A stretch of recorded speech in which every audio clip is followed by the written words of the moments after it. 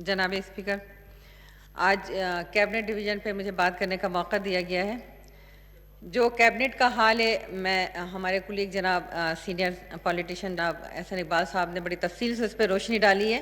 میں یہ پوچھنا چاہوں گی کہ وہ پرائم منسٹر جو کہ سائیکل پر جانے کو اور بڑی مثالیں دیا کرتے تھے ہالینڈ جانے کی، ہالینڈ کے وزیر اعظم کی، اور آج ان کا جو کیبنٹ کا جو ان کا ایکسپینڈیچر ہے پی ایم ہاؤس کا، ان کی سیلریز کیوں بڑھ رہی ہیں؟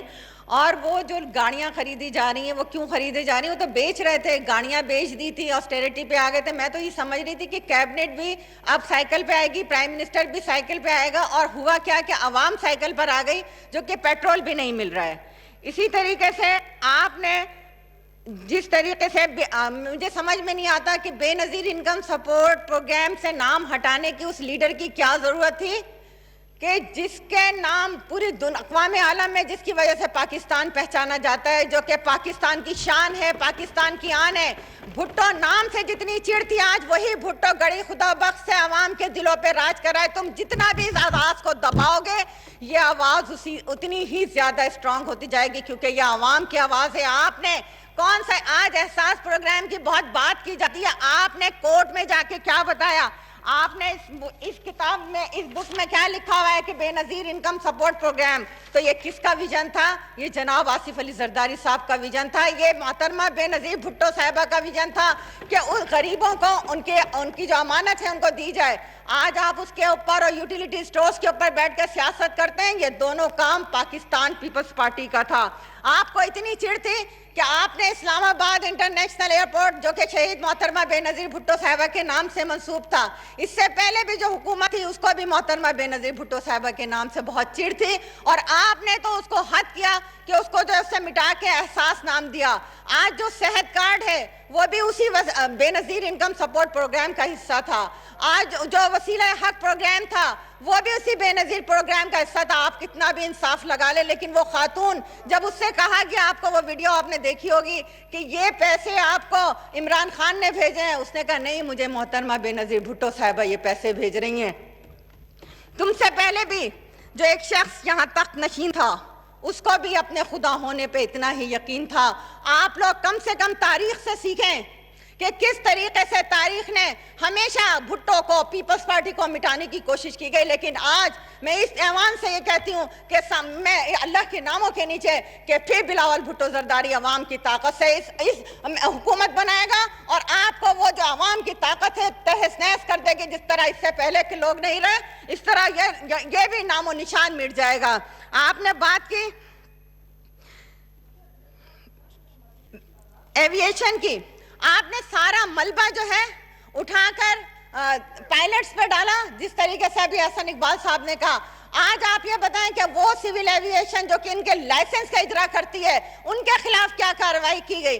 آپ نے اس ملک کو بدنام کرنے کے لیے کوئی بھی کسر نہیں چھوڑی۔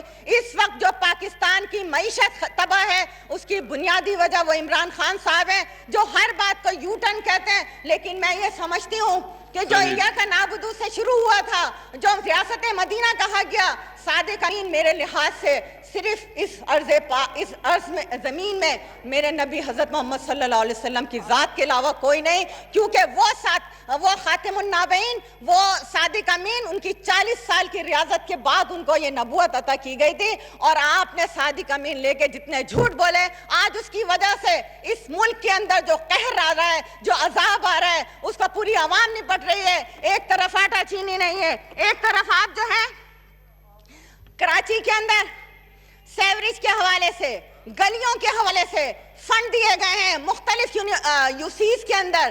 کیا یہ آپ کا کام تھا؟ یہ لوکل گورنمنٹ کا کام تھا۔ آپ نے جو سندھ کے بڑے بڑے پروجیکٹ تھے ان کو نکال کے اپنے لوگوں کو نوازنے کے لیے یہ جو کچھ کیا، انتہائی شیمفل ہے کہ کہاں آپ لوکل گورنمنٹ کے کاموں کو جا کر وفاق کر رہی ہے، اور جو وفاق کے بڑے بڑے پروجیکٹ ہیں اس کو نکالا جا رہا ہے۔ سندھ کا NFC ایوارڈ کا حصہ نکالا جا رہا ہے، کیونکہ آپ کو سندھ سے لڑنے سے فرصت نہیں ہے۔ اس وقت کووڈ-19 کے دوران وزیر اعظم صاحب نے جو کہا کہ یہ نزلہ زکام ہے، آج میرا باپ وینٹیلیٹر پر ہے، اگر اس کا قاتل ہوگا تو وہ عمران خان ہوگا، کیونکہ آج میرے ماں باپ سب وینٹیلیٹر پر ہے اس کووڈ کی وجہ سے، کہ اس کا ذمہ دار عمران خان ہے۔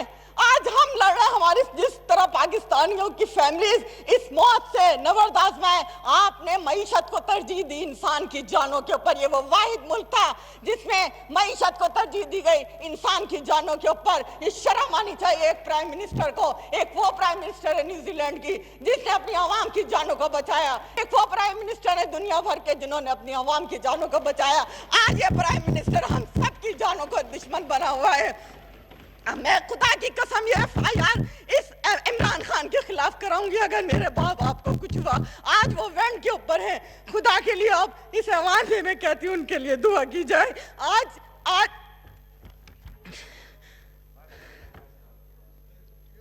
آج جس طریقے سے آپ نے اس میں آسٹیریٹی کی بات کی تھی, کہیں آسٹیریٹی نہیں نظر آ رہی ہے. NDA میں جو کر رہا ہے وہاں سے کورٹ میں کیا پیش کیا کہ ایک پیشنٹ کے اوپر 25 لاکھ روپے خرچ ہوئے ہیں. کیا ہو رہے ہیں جس طریقے سے لاہور میں ایکسپو سینٹر کے اندر ہوا, کیا وہاں پہ وہ خرچ ہو رہا ہے؟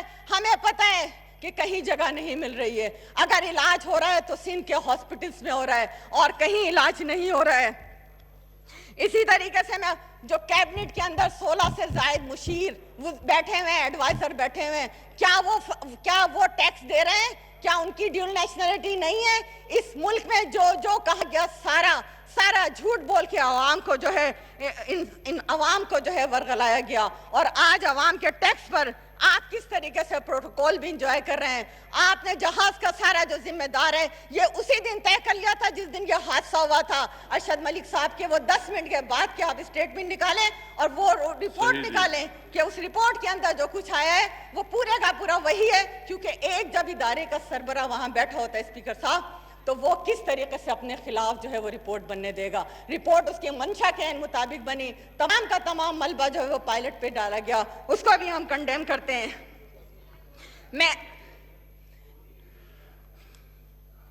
اسپیکر صاحب, جس دیش میں آٹا چینی کا بحران فلک تک جا پہنچے, جس دیش میں بجلی پانی کا بحران خلق تک جا پہنچے, جس دیش کے حکمرانوں سے منصب نہ سنبھالے جاتے ہوں, جس دیش میں دوائیں اور پٹرول پیسے دے کر نہ ملتے ہوں, کووڈ کے مریضوں کو جس دیش میں معیشت پہ ترجیح دی جاتی ہو, جس دیش کے سادہ لو انسان وعدوں پہ ٹالے جاتے ہوں, اس دیش کے ہر ایک حاکم کو سولی پہ چڑھانا واجب ہے. اسپیکر صاحب, میں آپ سے گزارش کرتی ہوں کہ کیبنٹ کے حوالے سے جتنی آسٹریٹی کا دعویٰ کیا گیا تھا, بے نظیر انکم سپورٹ کے پروگرام کو ان کا احساس کا نام ختم کر کے بے نظیر انکم سپورٹ رکھا جائے. اسی طرح اسلام آباد ایئرپورٹ کا نام بے نظیر, اسلام آباد کا نام شہید بے نظیر بھٹو انٹرنیشنل ایئرپورٹ رکھا جائے. اسپیکر صاحب, اس کے ساتھ ہی میں نیب کے حوالے سے بات کروں گی. جس طریقے سے نیب نے پولیٹیکل وکٹمائزیشن کی, ان تمام ہمارے لیڈران کو جو اپوزیشن سے تعلق رکھتے تھے انہیں پابند سلاسل کیا. سید خورشید احمد شاہ جو اس ایوان کی ایک بلند آواز تھے, جنہوں نے لاسٹ بجٹ 2019-20 میں اس اقتدار کے ایوانوں میں ان کو اصلی چہرہ دکھایا تھا کہ عمران خان کے وہ تمام کارنامے جو انہوں نے وعدے کیے تھے اور پورے نہیں کیے تھے, ان سب کو انہوں نے دکھایا. آج ان کو یہ سزا ملی کہ ان کو پابند سلاسل کیا ہوا ہے ناکردہ گناہ میں. اور میں اس ایوان میں جناب راجہ پرویز اشرف سابق پرائم منسٹر کو مبارکباد پیش کرتی ہوں کہ جس طرح پاکستان پیپلز پارٹی کے خلاف جھوٹے مقدمات بنے اور ہماری لیڈرشپ الحمدللہ ان کورٹوں سے باعزت بری ہوتی گئی, یہ اسی طرح بری ہوتی جائے گی. لیکن اپنا سوچو کہ جب تمہارا نام و نشان بھی لینے والا نہیں ہوگا. جیے بھٹو, جیے عوام, جیوے پاکستان. جی سید منور حسن صاحب جو سابق امیر جماعت اسلامی ہیں وہ وفات پا گئے ہیں, تو ان کی فاتح خوانی کے لیے میں مولانا چترالی صاحب سے کہوں گا کہ وہ فاتح خوانی کریں. فاتح خوانی کے بعد ایک دو باتیں بھی اگر جی فاتح خوانی کریں. جی بسم اللہ الرحمن الرحیم, الحمدللہ رب العالمین, الرحمن الرحیم, مالک یوم الدین, ایاک نعبد و ایاک نستعین, اہدنا الصراط المستقیم, صراط الذین انعمت علیہم. پانی ان کو اسپیکر